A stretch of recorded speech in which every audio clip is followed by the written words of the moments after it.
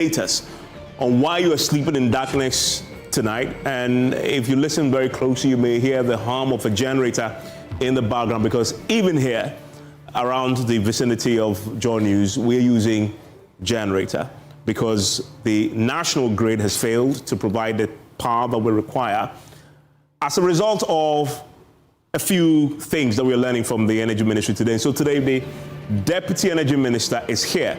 He'll be answering your questions, so please send them. Go onto our many social media platforms, hashtag PM Express, and I will put those questions to him to get some answers for you. And I know many of you want clarity.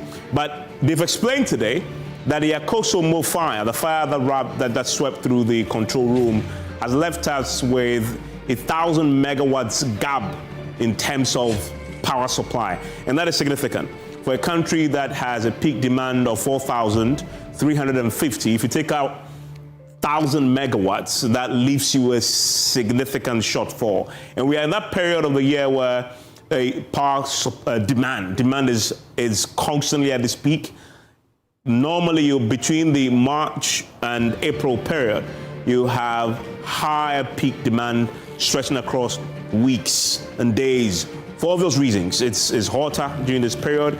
This is a pre-rainy season period, and so it's pretty warm, and so people are using ACs and fans and refrigeration, etc. And so that is a period, and so you don't want to have a power challenge during this period, but that's exactly what we have. 1,000 megawatts is gone. And then the second reason why you're sleeping in darkness tonight is because of the replacement of obsolete transformers across the country. At least that is what the Energy Minister said today. 2,500 transformers are going to be replaced or are being replaced currently, and so they have to take you off so they can do the replacement. And this is according to the Energy Minister who addressed the news conference today. But a few additional things that we also need to note. He explains today that engineers are working around the clock to try and fix the problem at the Akufo-Addo control room following the fire. And he has some good news for us, because he says that as of this morning, 2 units that were down, they were still producing power, but they could not evacuate the power. They could not transmit the power into the national grid so it reaches your home. And so this morning, due to the work that the engineers are doing, they've managed to bring 2 units on. The 2 units were giving us a few hundreds, megawatts that are needed to get you some power. So they're making up for the 1,000 megawatts that we've lost, and he was confident that by close of day, possibly 3 units will come on, leaving 3 more units to come on, and then that problem will be fixed. And they're using a technology said they have not used before, and it was very complimentary of the work that the engineers are currently doing to bring the entire 1,000 megawatts back into the national grid. Now, all 6 units are currently expected back end of week. It's the estimated time frame, and I know many of you have been asking that question. And so once you have all the 1,000 back by the end of the week, which is the estimate now, that should help significantly. The only thing then left will be the replacement of the transformers that obviously will still pose challenges. And one of the things we need to do is to really break this down a bit more. Beyond just Akufo-Addo and the issue with the replacement of the transformers, what really is happening with supply? Do we have supply shortfall elsewhere that we need to talk about, that we haven't been told about? And we need to try and interrogate that to be absolutely sure that the picture is clearer. The minister today says he has been instructed and directed by the president to be transparent with us, tell us the truth. And so we'll get to the heart of this a bit more today and break it down so you have clarity on why you're sleeping in darkness tonight. Grico, the CEO, as you know by now, has been asked to step aside. The minister was very clear that following his visit, he was convinced that that is the right thing to do. This is an interdiction. It's not that he's been asked to proceed on leave. It's an interdiction whilst the work to probe this is happening. And he said something very interesting today, that apart from the committee that has been set up to look at the reasons for the fire, the national security is currently also conducting its own criminal investigations. And that suggests sabotage or arson. And that's a whole new conversation too that the minister opened up today that we'll get to the heart of. But if you look at the big picture in terms of a total dependable capacity, we're talking about some 4,855 megawatts. And then the share of that, if you look at the 1,000 megawatts that is currently gone, and they are, in working to replace 2 units back, that's just 20% of what we require. So you are left there with 3,855 to play with, right? And if you look at our peak demand of 4,350, that immediately tells you why we're having, at least one of the reasons we're having the challenges.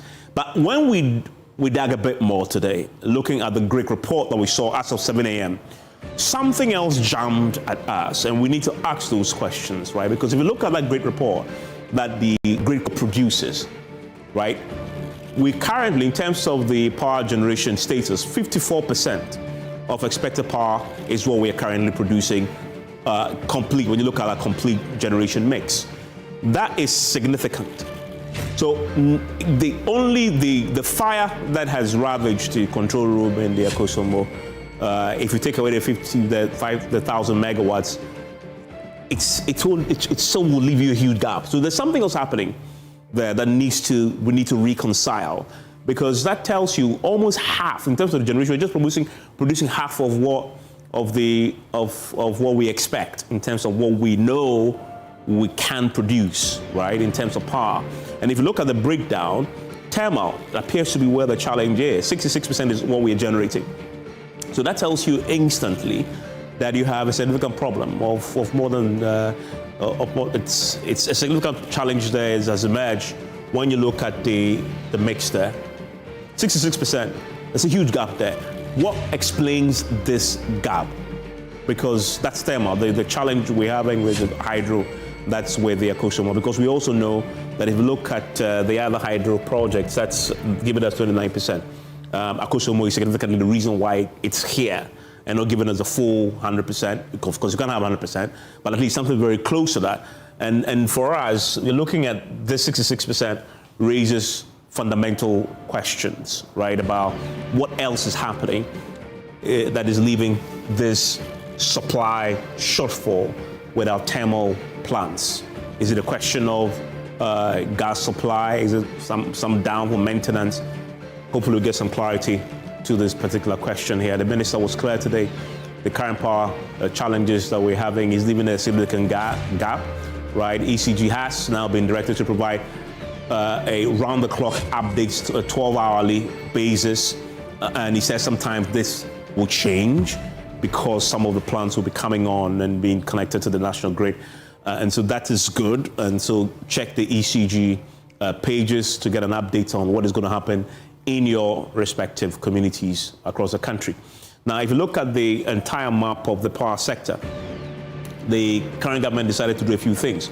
One is to increase gas production from the oil fields, because you need that to power some of the power plants that we have. But there is the cash waterfall mechanism. That's where the money comes to feed everybody else, including the IPPs. They need their money. ECG to DAS. The key question tonight is, how much are we giving to ECG to run these operations, to pay salaries, etc. is very important. That has been a debate in the past, but questions that are important to ask tonight. Dedicated fund for liquid fuels is something that government has also introduced to try and deal with the challenges in the sector. There are a few next steps that the government is pursuing. They will continue to replace the obsolete equipment, particularly the transformers. They'll begin work on some of the distribution lines. The focus is also on the Ashanti region. They're having challenges, and they're going to be doing a bit of work there. If you look at the post-World Cup, they need to do some work. They need to obviously allow the folks in the Ashanti region, they love their football, to enjoy the Black Stars in the World Cup, and then after that, post-that, because that will mean more blackouts in the Ashanti region once they fix that problem, and then procure at least 1,200 megawatts of standby power, if you like, right? That is what we call the excess capacity or redundancy in the system. A system that is resilient should not be crippled because you lost 1,000 megawatts. It's as simple as that. You need to always have redundancy, and that is the minister's point today, that we need to get to a place where we can invest and have 1,200 megawatts sitting there, so that when something like Akosombo happens, you can simply call on it. When you are replacing transformers, you need to have that on standby. And the minister talks about that as some of the things that we'll be doing. We'll be asking that question: who's going to bear the cost? Who's bearing the cost of all the transformers, the fixing, the extra reserve margin that we need, redundancy. Somebody must bear that cost. Do we have the funds to do this? And that ties in with the conversation about the privatization of aspects of the distribution leg of the power supply chain. Well, what's the update there? We'll get an update for you also here at PM Express. All your questions answered with the gentleman here, the Deputy Energy Minister, my guest tonight on PM Express.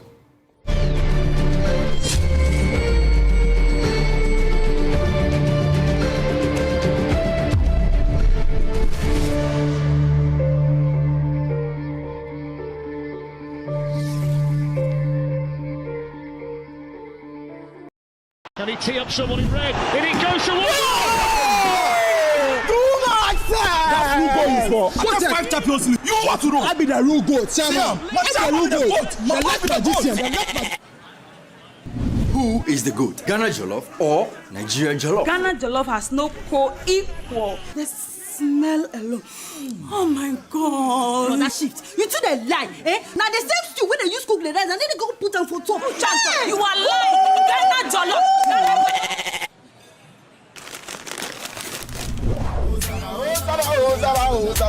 I knew this year. Forget everybody. Yeah. My guy. Put some respect on the goat. On the goat. The only goat I know lives in Tama. Every year we dey give to you back to back. We are talking about PET. I want some Yajia face. Except be the goat, huh? My guy, him be the goat.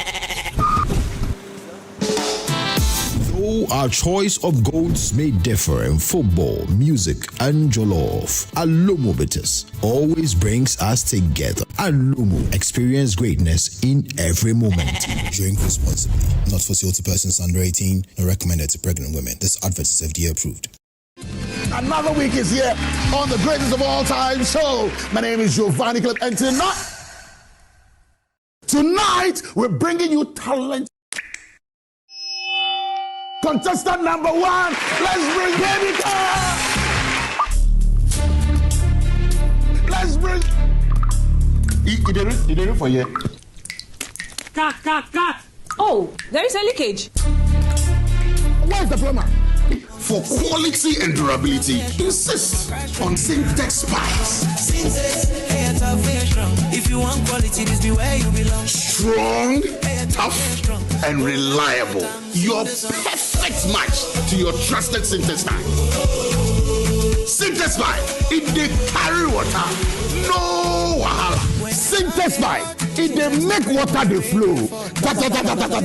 Syntex, and you're strong, and you're tough.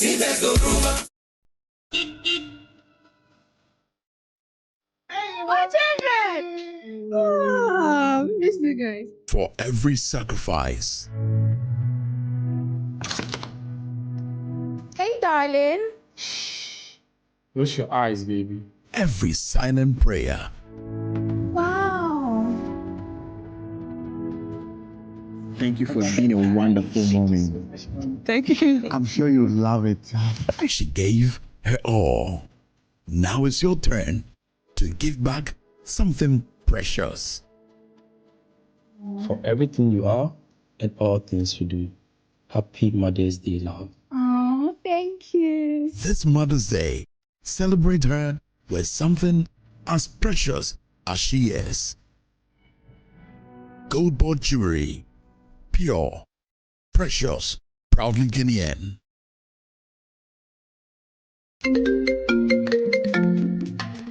Hello, my name is Pamela from Customer Service. Please revalidate your account by texting your Ghana card number to 0500,000 247. Hey, Abili, wabadim. Madam, give me the numbers behind your ATM card. I'm calling from the head office. An email was delivered across to our customers this morning. Confirm if this is your bank account 100,100,100. Thanks for sending your bank card details. Send the OTP now to avoid cancellation. EcoBank will never call, email, send an SMS asking for your PIN, OTP, bank card, or Ghana card details. Don't get played.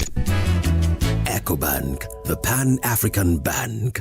Hello, please, I'm calling from Customer Experience Center. They tee up someone in red. In it goes towards. That's who goal for. What 5 Champions League? You want to know? I be the real goat. Chairman. What's the real goat? The left magician. Who is the goat? Ghana Jollof or Nigerian Jollof? Ghana Jollof has no co-equal. The smell alone. Oh my God. No, that shift. You two they lie. Now the same stew when they use cook the rice and then they go put them for top. Hey. You are lying. Ghana Jollof.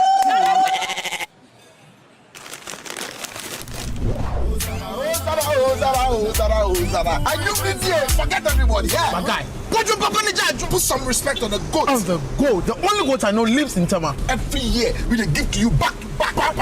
We are talking about BET. I want some Agyeman-Rawlings face. Except be the goat, huh? My guy, him be the goat. Though our choice of goats may differ in football, music, and jollof, Alomo Bitters always brings us together. Alomo, experience greatness in every moment. Drink responsibly. Not for sale to persons under 18 and recommended to pregnant women. This advert is FDA approved. Another week is here on the greatest of all time show. My name is Giovanni Clip, and tonight we're bringing you talent.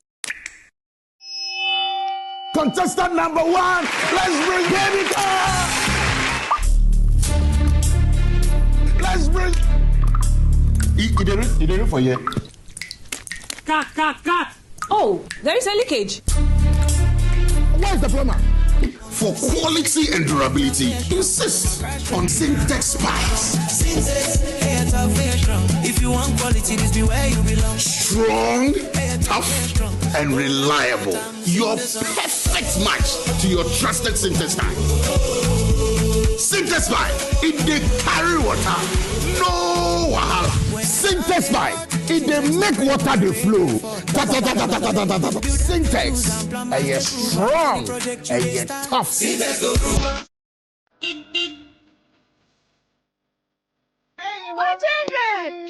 Oh, miss you guys. For every sacrifice. Hey, darling. Close your eyes, baby. Every silent prayer. Wow. Thank you for being a wonderful moment. Thank you. I'm sure you love it. She gave her all. Now it's your turn to give back something precious. For everything you are and all things you do. Happy Mother's Day, love. Oh, thank you. This Mother's Day, celebrate her with something as precious as she is. Gold ball jewelry. Pure, precious, proudly Guinean.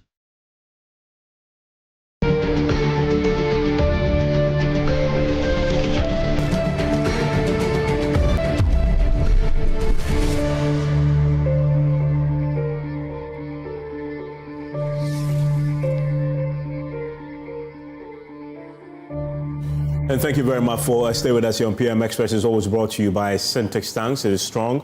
It is tough. Pepsodent and Cavity Fighter toothpaste.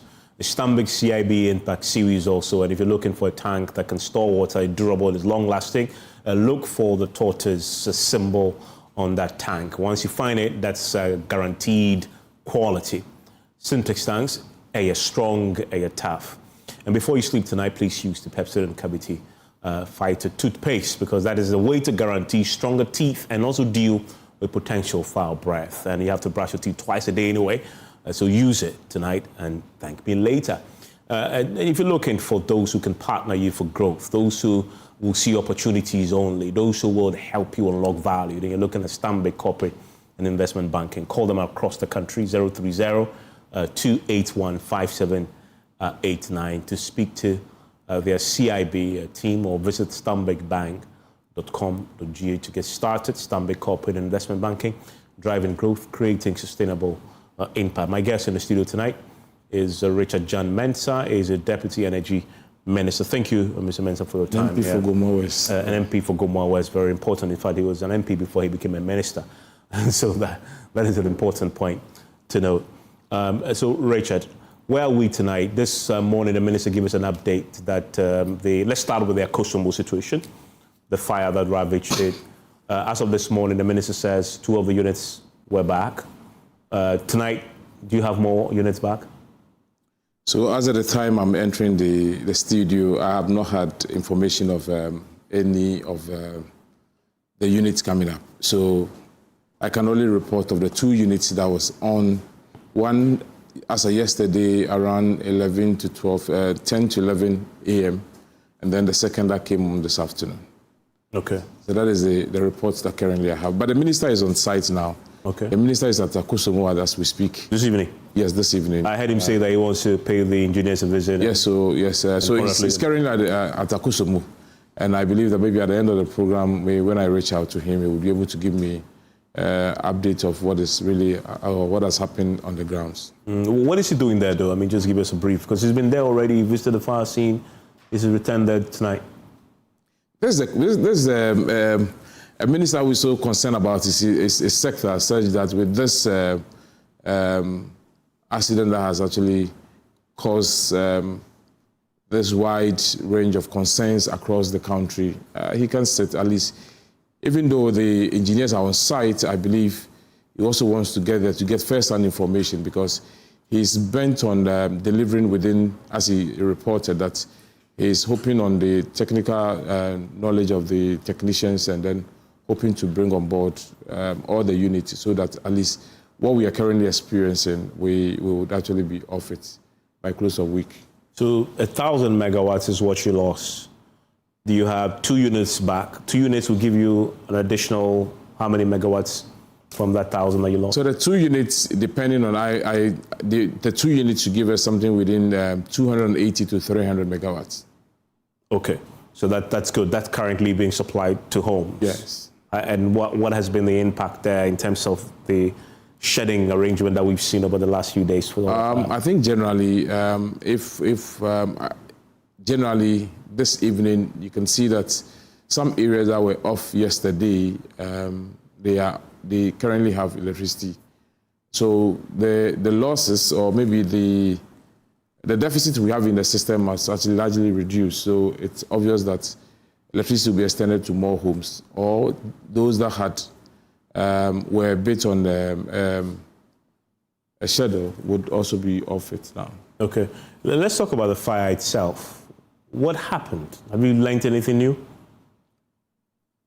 So just as the minister mentioned this afternoon, the fire was unexpected, but as it has happened, the first thing we have to do is how do we address the challenges that actually has come with the fire before we look at what is the cost. So the cost of it is equally important, but we feel that let's actually address the challenge.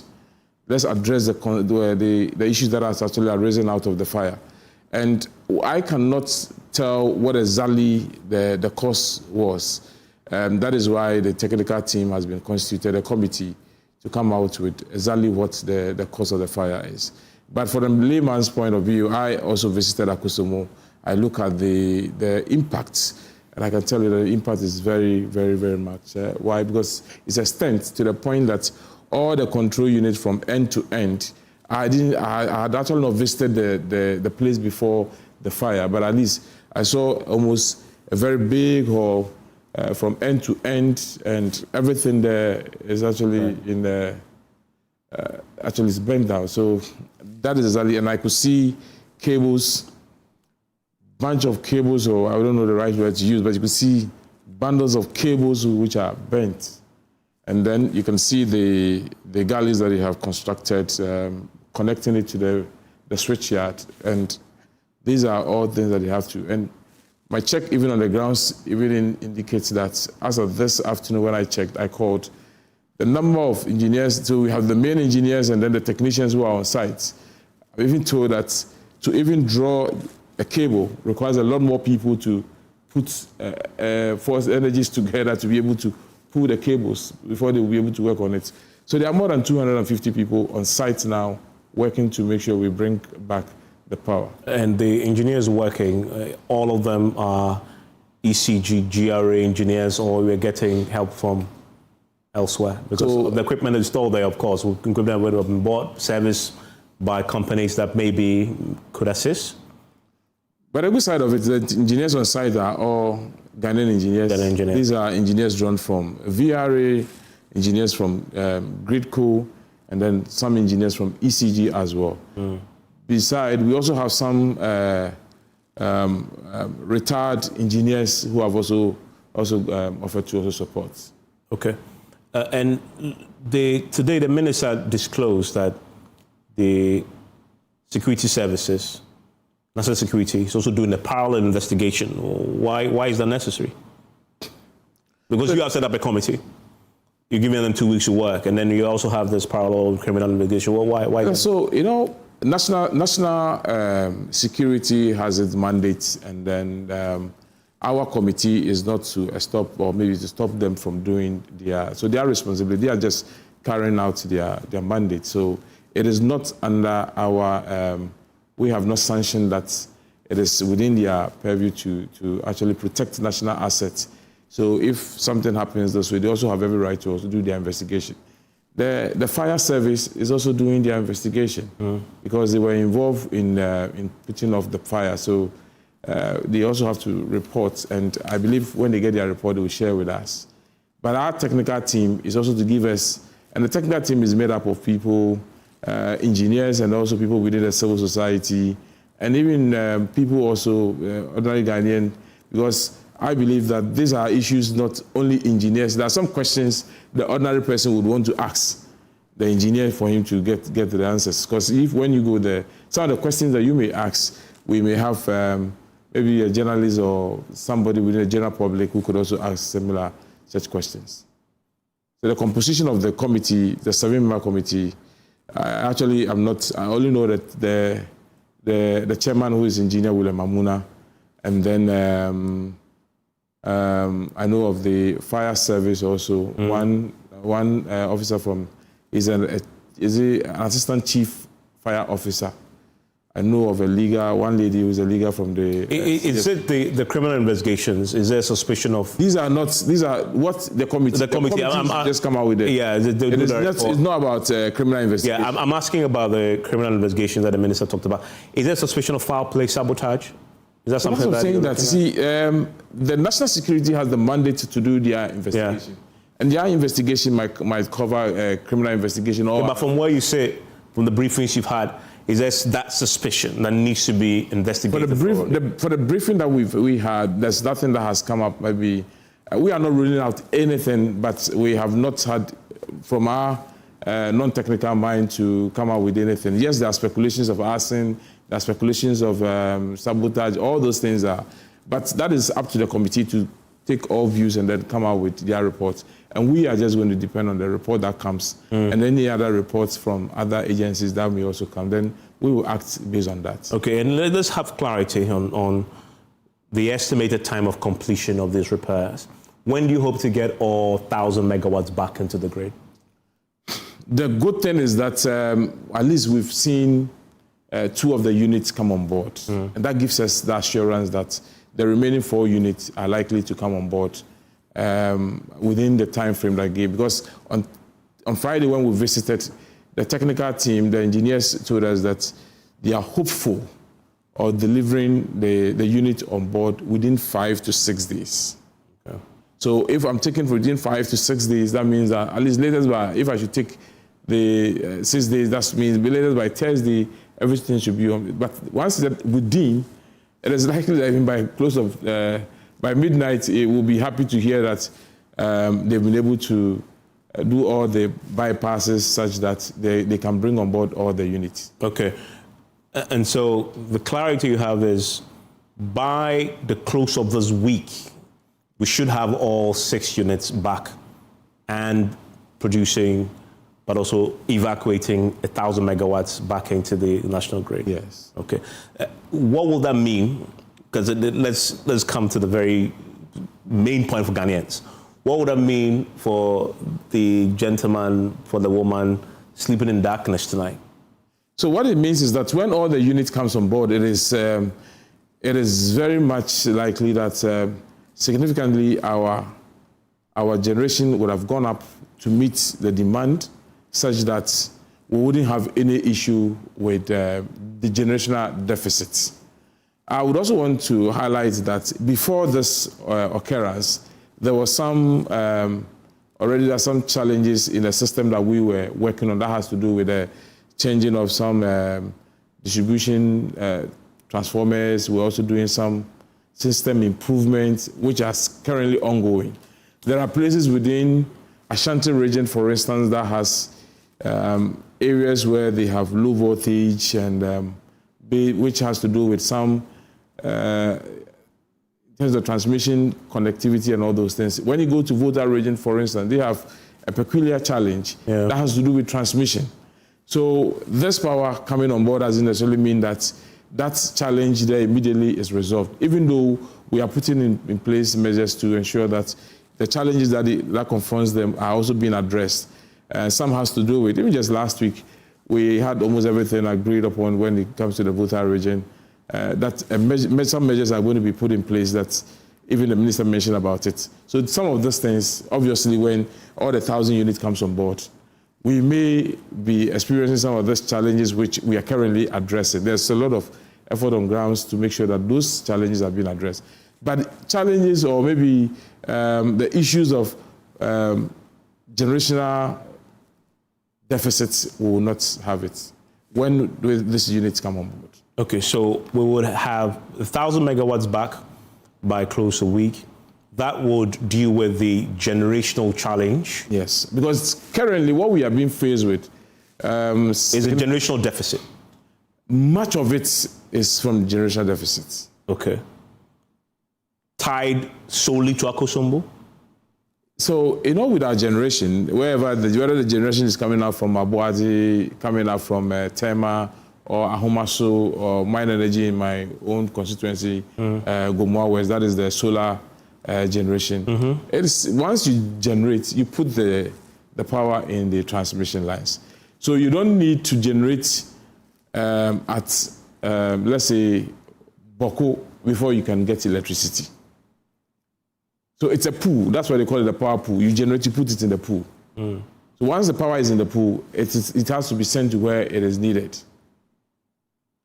So if there's a deficit, that means that what is in the pool vis-a-vis what is being drawn out is unmatched. That is where, obviously, you have to curtail some places to make sure that areas because you don't have enough generation to meet demand. Yes. I guess my question is that right now we know 1,000 megawatts is not available because of the fire situation at Kosombo.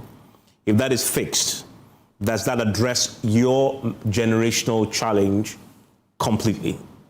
Yes. Completely. So you no longer have a generational issue? Because before Akosombo's the great transmission fire outbreak, we're not having any challenge with generation. Because I think when I was coming, I listened to you when you mentioned our installed capacity of almost about, we have an installed capacity of almost about 5,700. But obviously, it's not all the installed capacity, which is fully what we normally call the dependable capacity. So you have the installed capacity, and then you have what you can depend on. It's like having 3 vehicles in your house, and then obviously one not operational. Even though, yes, you have 3 vehicles in your house, but at every point in time, you can depend on 2. So we have some idle plants, or maybe plants that may not be efficient. Some of the plants are idle not because they are not operational, but they may not be efficient. Efficiency means that a plant may need much fuel to be able to generate a quantum of power vis-a-vis the same volume of fuel that you give to it. When you give it to another plant, you may get more than double of that power generated.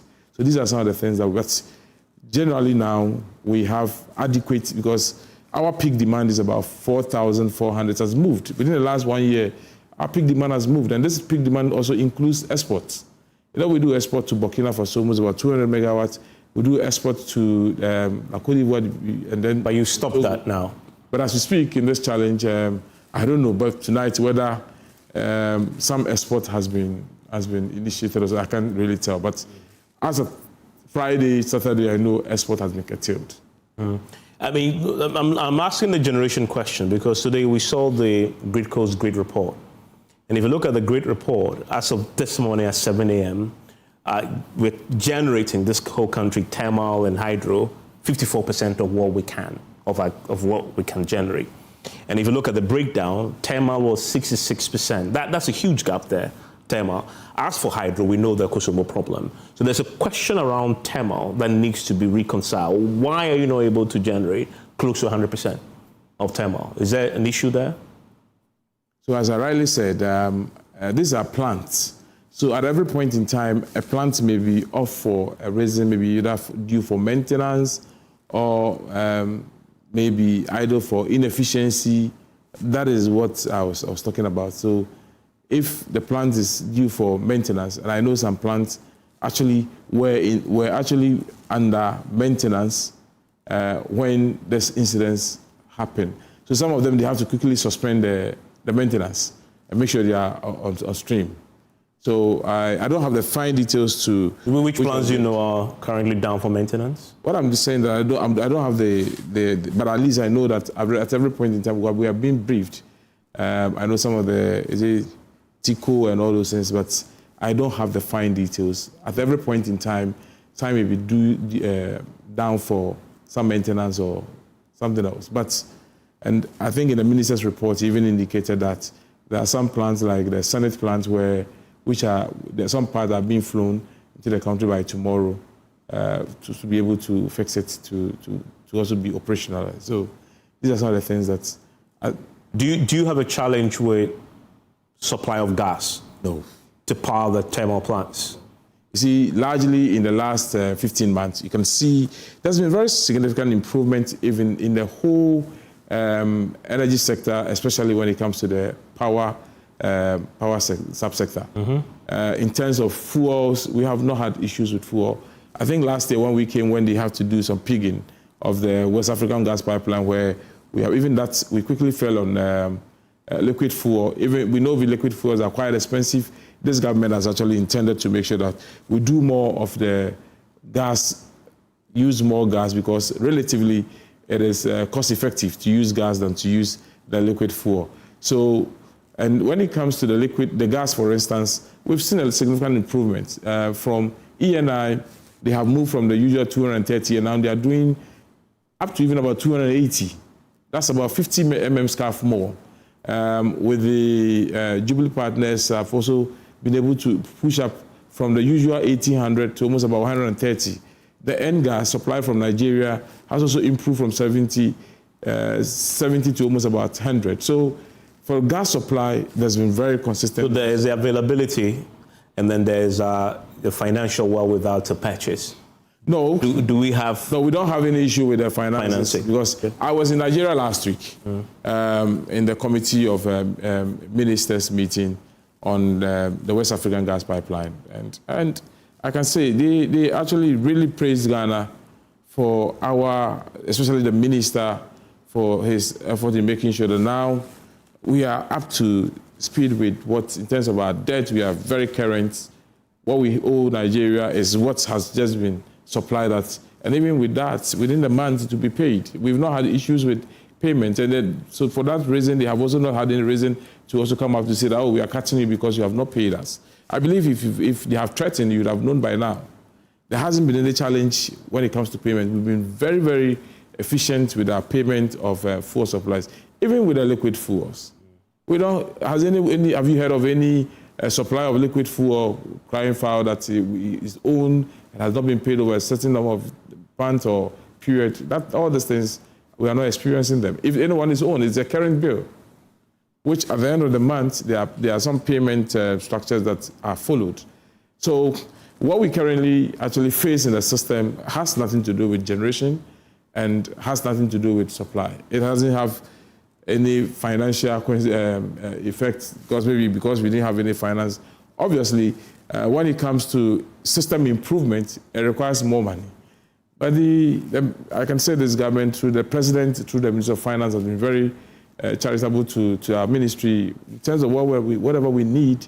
or where our challenges are, if it's finance, they have been very supportive to us. Yeah, I mean, so for clarity for those who are watching, I think you are very clear because expectations are very intense, and I'm sure you see it, that once Akosombo is fixed, you will still have power supply challenges for two reasons, from what I'm hearing. We'll come to the other one, which is the continued upgrade and the replacement of the obsolete transformers. And then secondly, some of the thermal plants themselves may be down for maintenance and other issues. So those two combined will still give you challenges in terms of power supply. I just want to know. So let me respond to when it comes to the thermal plants. It is scheduled. Even if there's a need for a maintenance, that's what we call a scheduled maintenance. So there are a lot of factors that are considered before. Even when you're due, we make sure that when you have your scheduled maintenance, it shouldn't bring about deficits in the system. But that's a challenge, right? Because this morning's great report from Greco itself, that's 34% of the thermal capacity we have was not available to Greco to distribute. So that's significant. You know what?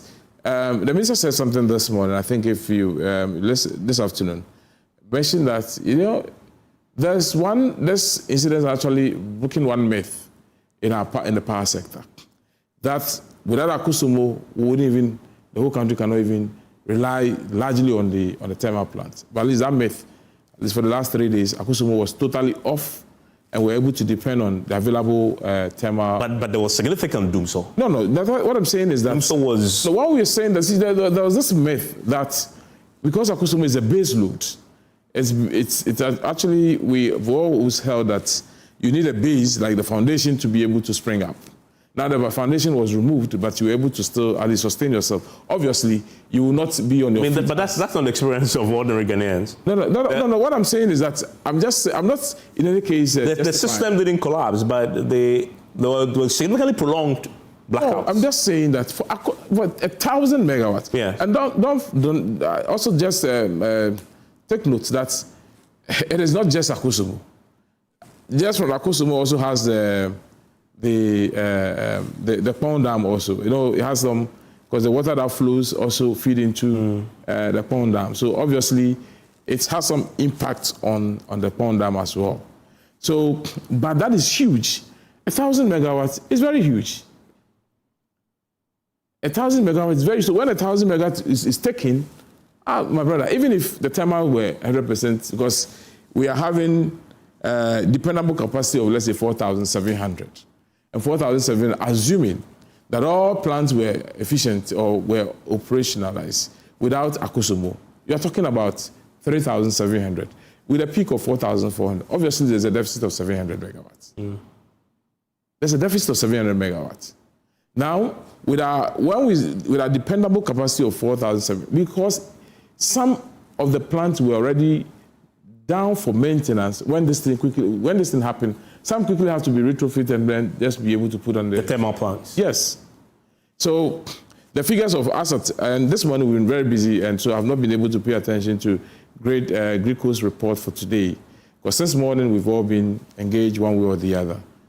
So I agree with you that we need to, the times where we talk about, we have excess capacity, we have the issue, we have this, the excess capacity, there's this idle capacity that who is going to pay for it? Now we've gotten to a point that it has become very necessary that our excess capacity that we have should always be more than 700 megawatts. I mean, the minister today put that at 1,000. And that's what I'm saying, that it should be more than what we need. At least every time you should have standby, it on standby. On standby. Yeah. But that was a hot political subject.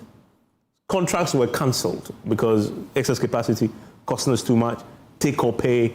We need to cancel it. It became a hot debate between the NDC and MPP. But so what happened to that? Because there was a point that the government was actually complaining that we have excess capacity that we're spending money on that we didn't need.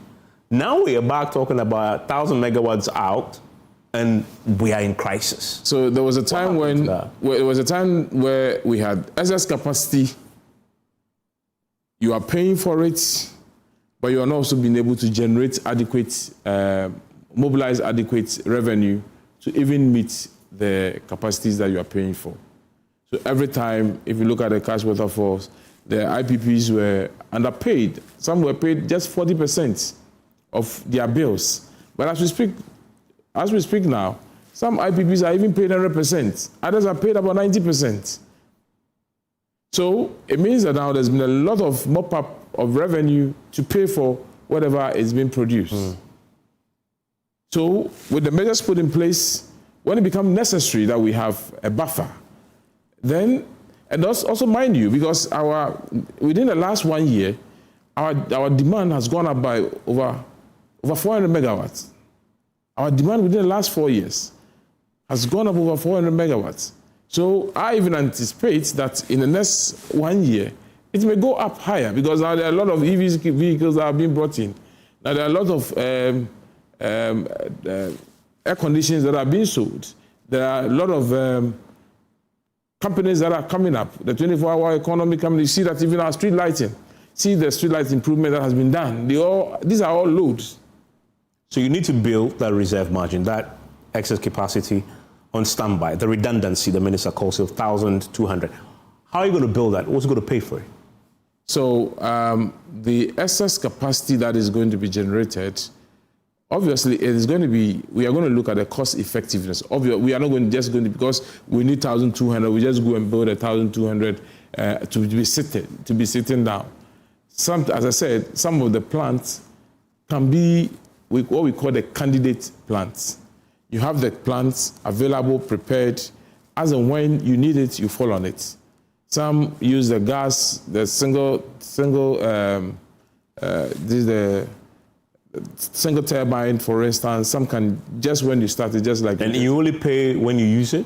Yes. But which investor will do that? To invest money to build a plant, to sit there waiting for an emergency? No, but you see, there's even market for the power. If we have excess, we can even evacuate a lot more to our neighboring countries. When we have excess. Now, they need more. Burkina need more. Even at the Ivory Coast, we support them. Those in Togo, Benin. Now that we are working on the West African power pool, the transmission lines, and if we are able to produce more, we just sell to our neighboring countries. As and when you need it, when it becomes necessary, just like this one, what has happened that we have curtailed supply to Burkina. In the same instance, if we have some power excess, we can sell it to our neighboring countries when we need it. And mind you, our demand will also surely go up. Our demand will go up. So when you have adequate generation, then when demand goes up, you meet it, you expand, you keep expanding. And now there's a lot of work that are also being done within the renewable energy space, which will also be adding something to our generation. With the net metering coming on board, a lot of homes are also going to even generate their own power, such that they have the net metering, they can give the excess into the grid. When they need, they take it back. And it's obviously not going to be a business for people to sell power to government. You actually generate what you need. The excess you put into the grid. When you also take from the grid, you offset. At the end of the day, government doesn't pay you for excess generated, and you also don't pay for what you have taken from the grid. A few questions around the Kosomona. We can go to the transformer question. Why did you have to interdict the boss of GRICO? The boss of GRICO has not been interdicted. You asked him to step aside. Stepping aside doesn't mean interdict. No, the minister explained that today. He said it wasn't leave. It's step aside, step aside. Step aside, let's investigate when we finish. That's an interdiction. It's just technical word for it. No, we said when we asked him to step aside. Yes.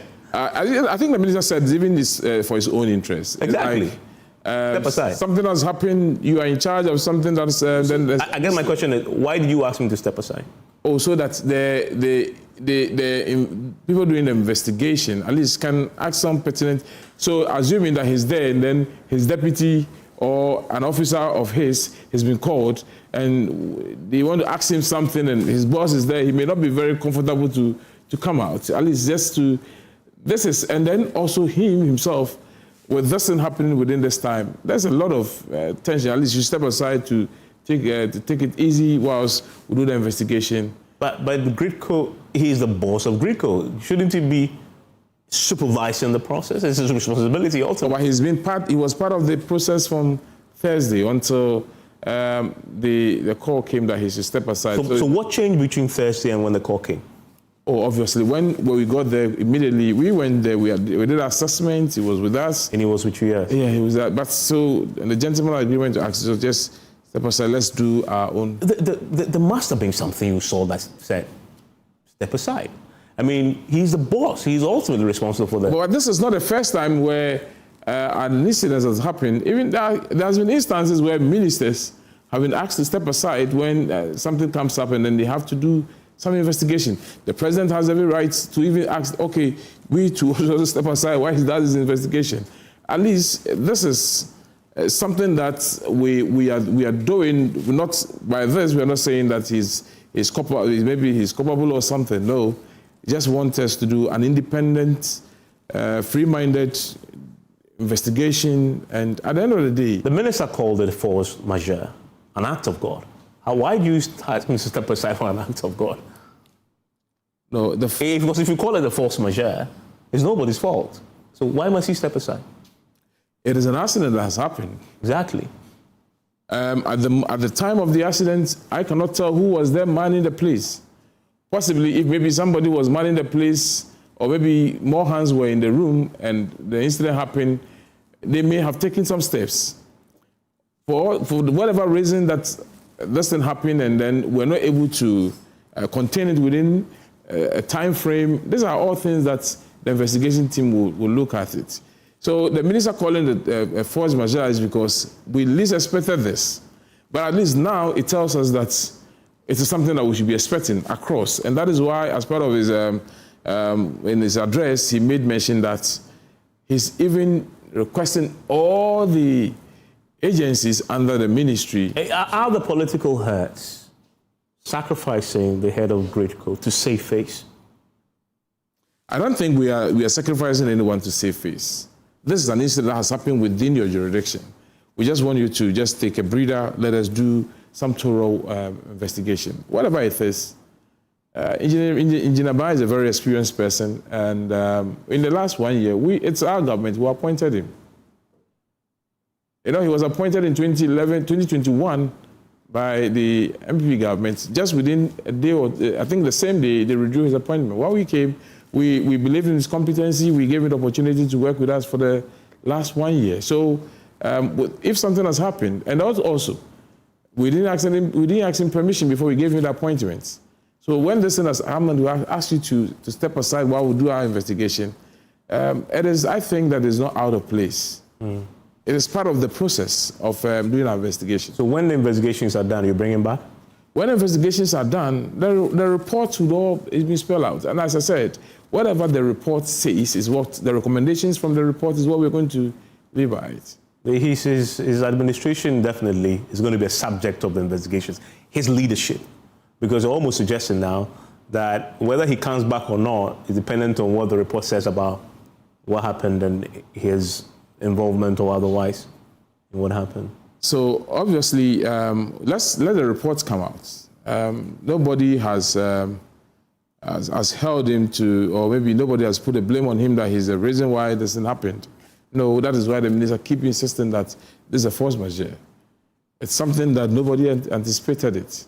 Mm. Because when it happened, the minister was in the north, following up on the north, the transformer installation. He was inspecting some of this, and quickly they have to call him.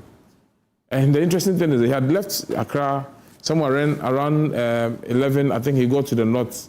Just when he got to the north, he had a call. He has to quickly return back. Mm. Because if we're anticipating this, nobody was anticipating it.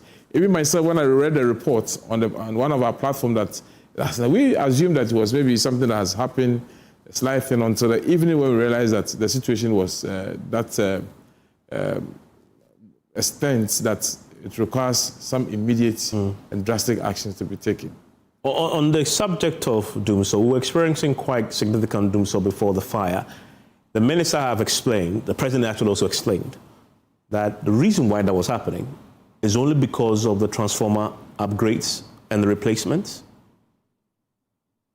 So, generally, I think what the president and the minister was appealing to the general public that there is some transformer works ongoing in terms of replacing the transformers, and then some works being done within the distribution sector. So it may also bring about some intermittent outages. Well, not may. We were experiencing significant outage. So it will bring some intermittent outages, and he was calling on the public to bear with us within this period. So, and before the transformers work will be done, we have identified a problem. That is why we're working on it. Which is the? One, we realized that some of the transformers were overloaded. Some of the distribution systems were decayed, or some were obsolete. Last year, a report from the ECG even indicated that within last year alone, they lost more than 500 transformers as a result of overload, some bends and all those things. They were able to change them. They still had an outstanding almost about 290, which this year we have started working on it. So the ministry itself has also taken it upon itself. Let me give you a typical area. There are areas where the transformers that were sent there within the last few years, the demand that has come on that transformer, there's a need for us to quickly work on. And the one that we did at the, I think Lashibi, the primary substation, that was the transformer that was changed. Yeah. Per the records that we had there, they said they fixed, the transformer was fixed in 1993. So that's 33 years. So if you look at Lashibi 33 years ago, it is not the same now. In terms of the demand on that same transformer, 33 years ago, it's not the same. There's a need for us to quickly work on it. We don't have to wait till a major accident happens, just like what we have recorded before we have to take the step. So we are being proactive by making sure that, and then ECG has shared with us some transformers within the system, region by region, districts that needs to be worked on. And interestingly, even those that they shared to us, even today, this evening, before I even got here, in my own constituency, there's a community called Gomwadego. They called me that I think on Saturday, one of their transformers caught fire. And for that reason, from Saturday up to today, the people within that particular area have been off electricity for the past 3 days. So this one, as the sector minister, I have to quickly move in, called ECG to see if they can help the situation, in which they are putting things in place to make sure that tomorrow they go and then resolve this. Others are coming from today. A colleague from the Western region came with similar issue, a colleague MP. So these are continuous, and then we must as a country and then as a sector, we should be very much in terms of be very proactive when it comes to issues that needs to address the system that we have. And then when it comes to also purchases, I think we should try and do very good purchases, not just the numbers that we need. Investment, whenever we are doing an investment, it should be impactful investment, and there should be value for money for every investment that we do. Because just as the minister reported, in 2024, ECG budget was over 9 billion. But what did they use the 9 billion to? What did they buy with the 9 billion? As compared to now, ECG has a budget of 1.8 billion. And look at the number of transformers, look at the number of network improvement that they are doing over the period. In 2024, I did an interview with the then MD of ECG. And he had said at the time that their audit shown that a lot of their transformers were overloaded. And so they began changing the transformers across the country, and they bought a huge number of transformers. What happened to that project that they started at the time? That's what I'm saying, that we should be very diligent when it comes to whatever we buy. There's some that report that some transformers that were bought, mostly transformers are kept for over several years. I have some facility that I bought a transformer which is that's 2016, up to now, 10 years, is still working. I bought and paid for it. But there are some transformers that were brought in just within the last few years that didn't even last longer. They were installed? Yes, installed. There's some transformers that has also been, some were even installed and then were not even operationalized. So these are... How can you install a transformer and not power it? During the election period, there are some people, so those rural electrification, there are communities that they connected lights. They erected the poles with wires, put transformer and did not even connect them. There are either some areas, also some they didn't even give them meters. All these are things that we inherited. You're also suggesting that they actually bought substandard transformers. So at least for the report that I have received, I don't know. Technically, I cannot speak to, but I'm just saying that I've received reports where some transformers that were bought not too long ago, as compared to where transformers should last more than 10 years. They're broken down? Some are broken down. Maybe as a result of maybe overloading. Some, even if you buy a very robust transformer and it's overloaded, obviously you face some challenges with it.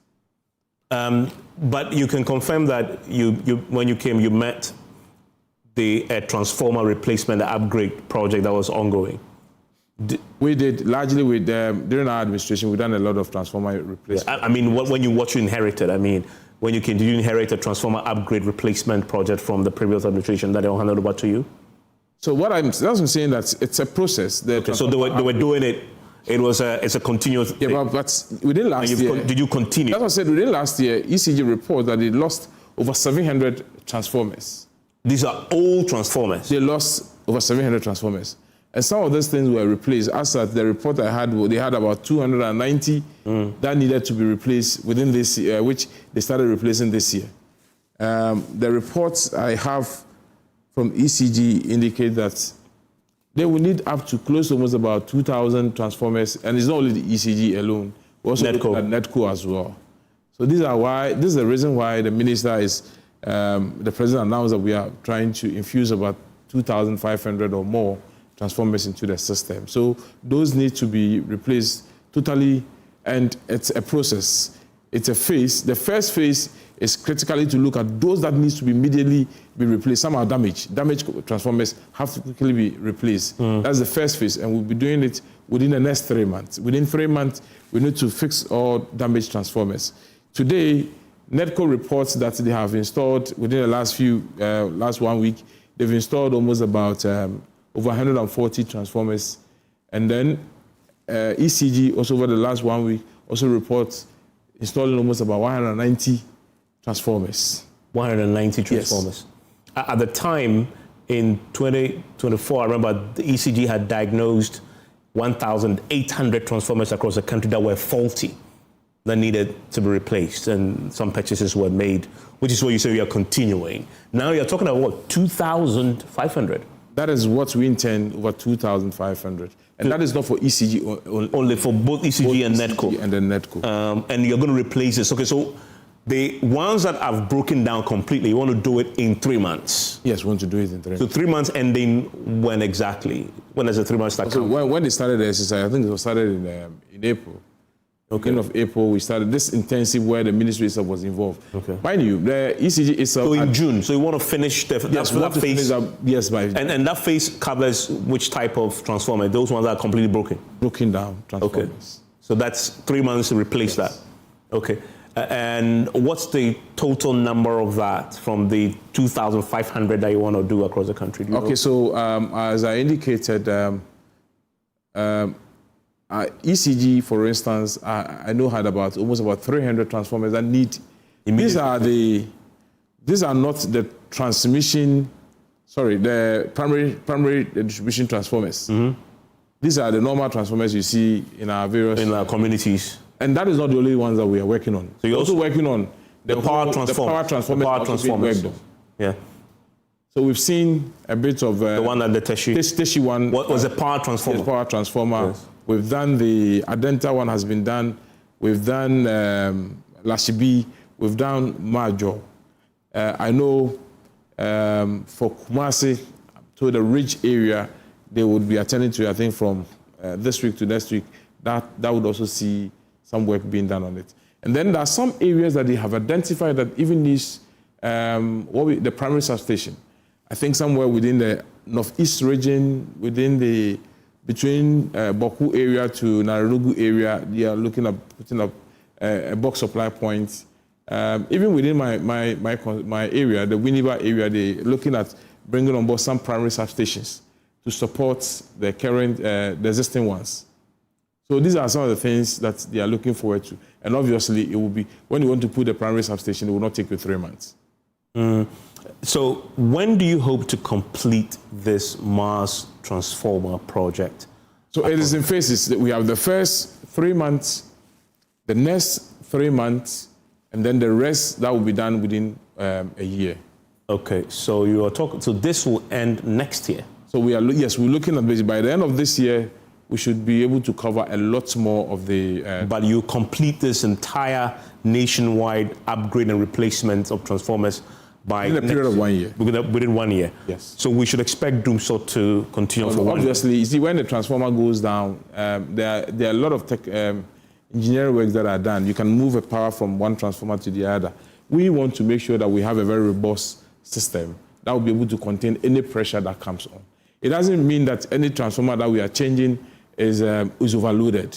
There are some that we want to give a transformer that can give them some excess capacity so that any additional load that comes on, they can be able to hold on. And then also, when transformers are being installed, it's not always the case that every transformer that is being installed, you have to put off the lights. Now, mind you, we've experienced some outages as a result of some, even rainstorms have also even impacted us one way or the other. Over the weekend, I believe if you heard about Walwale area, the rainstorm that happened over the weekend, it's actually really impacted. So even though their lights are off, but they may assume that it's not as a result of the Akosombo, but the impact of the rainstorm, which has affected some transformers, has fallen down. Their LV poles, low voltage poles broken down. Some houses, sometimes some even fall on people's houses. Quickly, you have to put off the power, because if not, its impact may be devastating to the people living in the. I mean, so from what you said, the replacing the transformer should not necessarily automatically lead to blackout. So, replacing the transformer, it depends on the kind of work that is being done. There are instances where they've even gone with a backup kind of transformer. They move power to this one, they finish, and then they retransfer. There are also areas that when you go, it is not just only the transformer. You go and you realize that maybe all the cables there are obsolete, or maybe some of their conductors have decayed. And obviously, if you want to undertake some of this, and mind you, all these things before it to be done, these are what we call the routine maintenance or shadow maintenance. So they will communicate to the people. Except that, I mean, we all live in this country. Before the fire at Akosombo, the outages we're experiencing were long, was prolonged, was unpredictable. That's within the last 1 month. Announced. Yes. That is within from some part of February to when this thing happened. Last one. It was very intense. Exactly. So why that? If the transformers, from what you've explained, the reason the transformers is scheduled, why we have an unpredictable, so before erratic, when we came long, this are some of the things. Quickly, when we also identified as this, there's this rampant intermittent outages. Quickly, with the help of Energy Commission, we have to also investigate what are some of the challenges. What did you find was the reason? So one of the things was the overloaded transformers that we realized. Some has to do with the decay in the system and then obsolete equipment that we have in the system. So these are some of the key three things and then also obviously like those who have issues, as I mentioned, those people within the Volta region who has to do with the transmission line. I know with the Volta region, they have a peculiar challenge where people are ready to utilize power. So even when you go and you fix, or you're able to fix the system within a short while, then the demand goes up, then the effort you put in place quickly also breaks down, then so they go back to, that is where now we have to look at what is the whole challenge. It has to do with power evacuation into that area. So from the Asiepe to whole line, for instance, we are currently working to improve that network so that the people within the Oti region from Nkwanta all the way to Panda area can also enjoy reliable power supply. Yeah, but I still want to probe a bit, because I'm now asking the question like anybody else will ask you in your constituency. So what explains that prolonged erratic power supply we're having in the last month or two, before the fire? Because it was very, very intense. I could go off for hours in the day. It couldn't be only because of transformer. It couldn't be. That's what I'm saying, that within the beginning of the year, demand quickly shot up. So demand shooting up means that the sources of distribution, there'll be a lot more pressure on the source of distribution. One of the sources are the transformers. So in some areas, the transformers became overloaded. Okay. So we did our investigation, realized that within this period that we are experiencing this, and you also have to look at it that most of the cases that came to our attention, there has been very prompt response time to the complaints or the challenges that may have come up within those areas. And where I live, there's one thing I have done personally. It's not an easy task though. Immediately I was given my position as the Deputy Energy Minister, I took off the genset, the plant in my house. I took it off. Why? Because at that point, I wanted to, because when there's a light off, when the light goes off, I want to experience it. So if my light goes off, I quickly, or even when I'm not in the house, I would receive a call that, oh, our area, the light is gone off. Sometimes I'll send text message to them. I've received reports. The lights have gone off within my area or this area. And even when I drive through town, when I see it, quickly I send messages to them. So they get back to me that, oh, they have done this, this feeder has done this, and so I'm monitoring. Sometimes I can monitor, and immediately the power comes back, they would report back to me that the power is back. So you deliberately put off your personal... I didn't just leave it, because I was tempted. I actually moved it out of my house. So you moved it? Yes. You disconnected it? I moved it out. And moved it out? Yes. And for 1 year, even though I'm having some, I will be comfortable with it, but my landlady will not be comfortable with that. So you mean your commander-in-chief? Yes. So these are some of the challenges I've gone through. So within the last... But that's extreme. I mean, I have a generator, a plant. Setting it up is difficult. To disconnect and move. Oh, mine is so easy. If you bring it back today, you just connect it and plug it in. Yes. But why must you move it out completely? No, I felt that with this, I've realized that in our sector, people really, even when we are delivering on the petroleum and all this, people measure us by how they are able to get constant and reliable power. So as a sector a deputy minister, I wanted to also be in that ordinary state to see when somebody's light goes off, how it feels. Because I may be enjoying my full electricity like now. If the light goes off and I'm enjoying, even when you talk, maybe you might see it as abstract. But now when the light goes off, my light goes off as well. Do you sleep in darkness? Exactly. You sweat like everybody else? Exactly. Yes, that's what And your wife says what to you? What I'm saying that now, that is another matter that I always have to be appealing. But one thing is that she gets to understand. She actually appreciates, but now she's also making the call that maybe for security reasons and other things. So will you bring it back? I'm looking at improving the system. Okay. And when I know Ghanaians are okay, I'll bring it back. You don't want to install solar? It's not about installing the solar. Installing solar, I could do it. But if I install solar, then you will feel the pain of ordinary Ghanaian. Yeah, so what about the ordinary Ghanaian who doesn't have what it takes to install solar? It doesn't really mean that what I'm doing is right, though, but it's something that I personally wanted to put myself in there to assess the situation. So now I speak as somebody who's also experiencing whatever outage it is. Because Saturday, for instance, I was home in the morning, between 6 to about 12, the light was off. I was in the house with my kids. Even though I was calling Akusumo every now and then to tell her how far.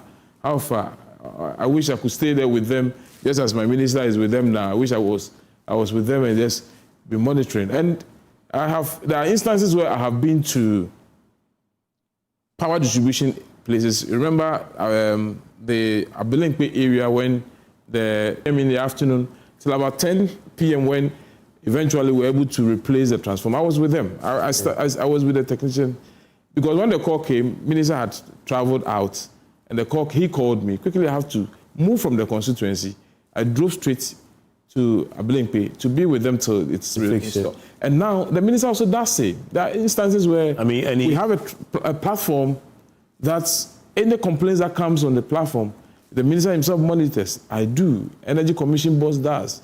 Your friend Richmond also follows up. So our sector agency heads are always on hit.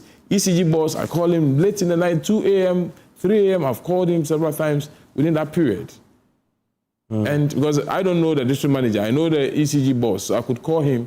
When you send messages to me, I quickly step in and make sure that what is the challenge here? He gets back to me and say, oh boss, this is it. I'll call you and tell you. But we cannot be coordinating all this for the country. So the ministry is putting in place and a very effective coordination in terms of the coordination point for communication. So very finally then on this then, when should Ghanaians expect that the erratic power supply, aka Doomsor, will stop?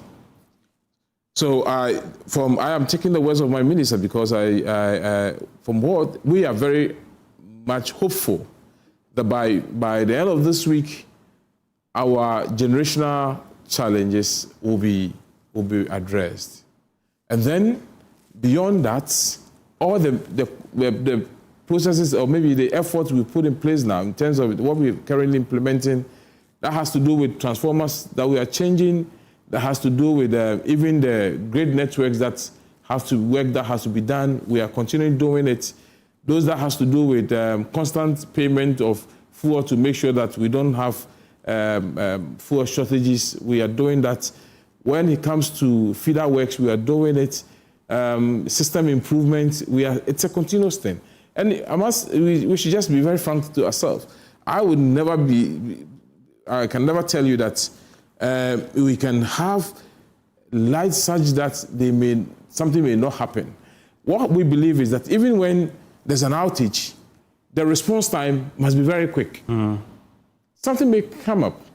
A car can drive and then hit maybe electric pole, and at that point, the light has to go off. But the response time, we are coming to a point where the response time has to be the period of response should be very minimal. And that for you, I guess, is so the first relief point is end of this week. That's the first relief point with the 1,000 coming, and then the second relief point is next 3 months, April, May, June. So end of June. Yes, we should see significant improvement. End of June.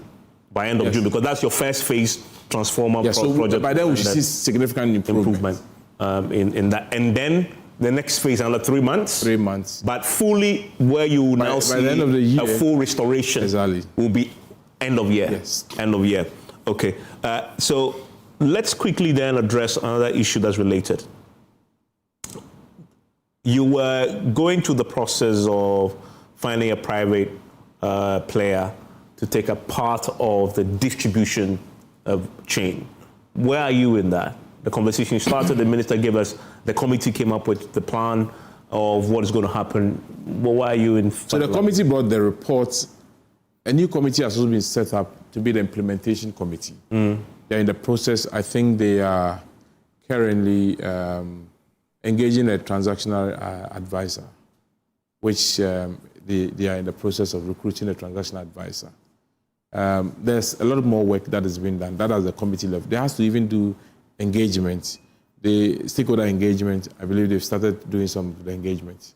So that is the process. The timeline is once the transaction advisor is actually brought on board, would help speed up with the process. Okay, so is this year your end target for complete restructuring of that distribution space where the private sector player comes in? I'm not able to speak to the timelines I have to, because I've not received briefing from the committee. What are you doing about the workers' complaint? Who is against? That's what I'm saying. There's a lot more the stakeholder engagement that has to be done. That's why we have the implementation committee. From our point, we feel that this is a necessary step that we have to take, but we are listening to all concerns that are brought on to our attention.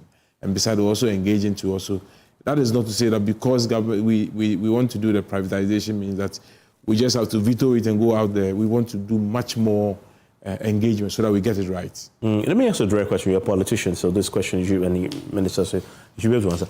Have you experienced saboteurs within the ranks of the energy sector, as in more precisely ECG, possibly even Gridco?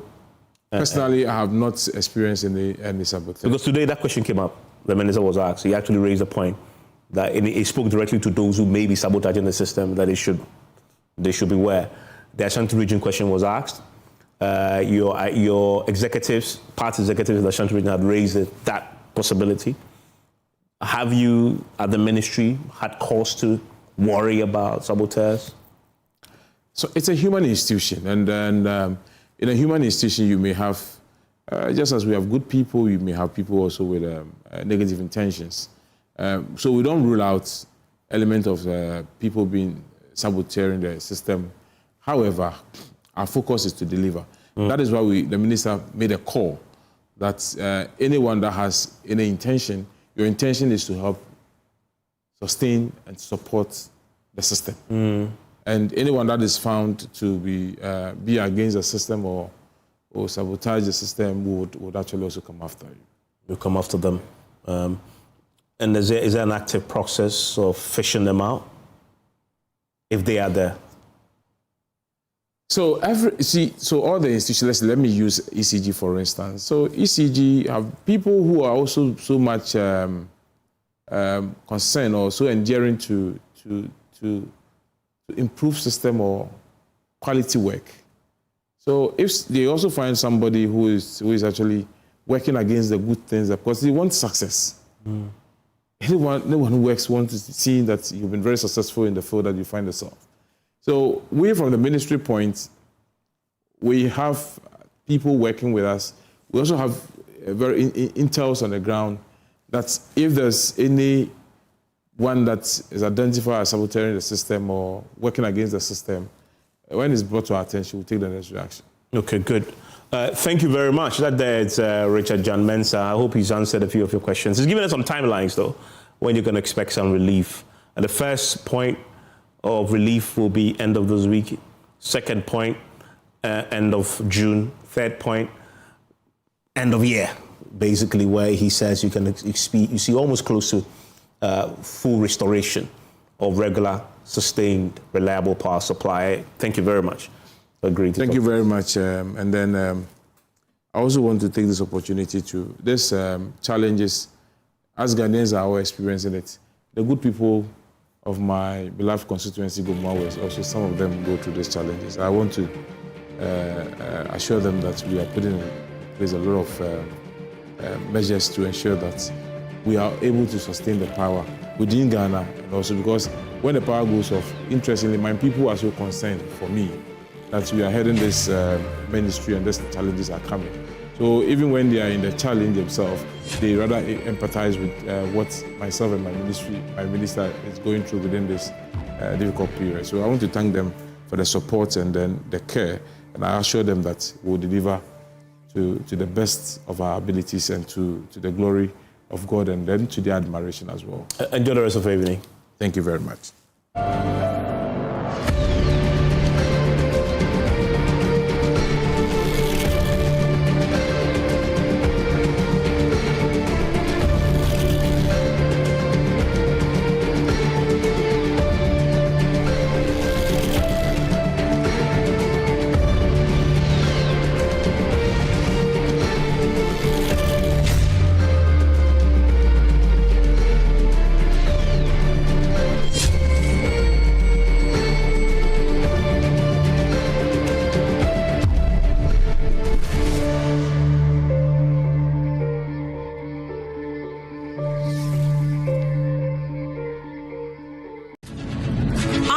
2030 approaches, it is time to assess and celebrate the SDG achievements of women. He for She champions and organizations in Africa and the diaspora. Women in Sustainability Africa, WISA, in partnership with the UN Global Compact, the Ministry of Gender, Children and Social Protection Ghana, the Office of the Minister of State for Climate Change and Sustainability Ghana, University of Ghana Department of Economics and EIB Network presents the second Women in Sustainability Africa WISA Festival under the theme Empowering Women for the Economic Sustainability of Africa. Date Friday, 1st May 2026. Time 8 a.m. to 5 p.m. Venue City Conference Center, University of Ghana, Legon. This is a call to support and amplify the effort of women. He for She champions, women groups, NGOs, corporate institutions, and civil society organizations leading gender and SDG efforts across Africa and the diaspora. Special guest of honor, Honorable Agnes Namumulate, Minister for Gender, Children and Social Protection Ghana. Guest of honor, Honorable Isifu Seidu, Minister of States for Climate Change and Sustainability Ghana. Convener Nana Yasewa Sapon, Founder and President, Women in Sustainability Africa. Special guest, Professor Priscilla Chumesi Bafo, Associate Professor, University of Ghana, Department of Economics.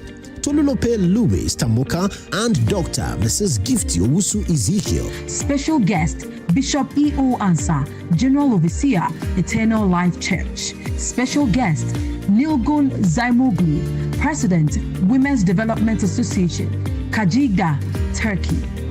Ambassador Dr. Mercy Gilbert, Ajwa Ajaychu, Dr. Charity Binka. Guest speakers, Juliet Ibrahim, Madam Charity Akotia, Lydia Abe, Pearl Poku, Yayra Agbufa, Queen Mothers Association of Ghana. Performances, look out for Sustainable Fashion Performance by Revival.org and the ladies from Kantamanto Upcyclers Association. Music performance by Lali and Lola and comedy performance by Jacinta. Sponsors, APSA, Nestle, Beaver Drinks, Saks by Boundary Road, GH Media School, Shape Healthcare, Media Partners, Nigeria, Zambia, Kenya, Uganda, Ghana. Register for free at www.womeninsustainabilityafrica.org for more information. WhatsApp or call 0202 733 1444. Cadbury Hot Chocolate.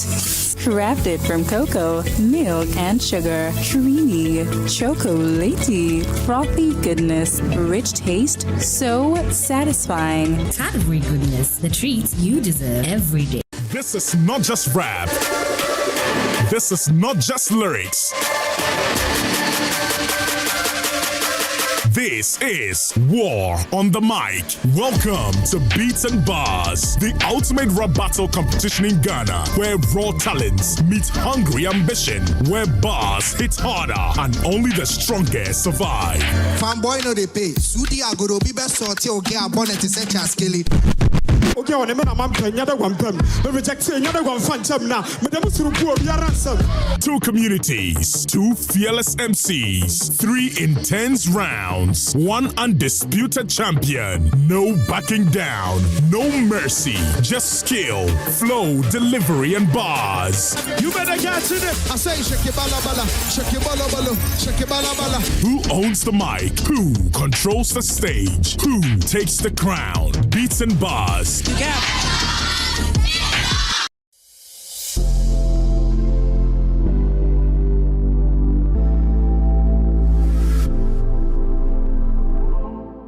Cadbury Hot Chocolate. Crafted from cocoa, milk, and sugar. Creamy, chocolatey, frothy goodness, rich taste, so satisfying. Cadbury goodness, the treats you deserve every day. Hello there, this is Joy News and I'm Noella Karamed Yali and we've got a brilliant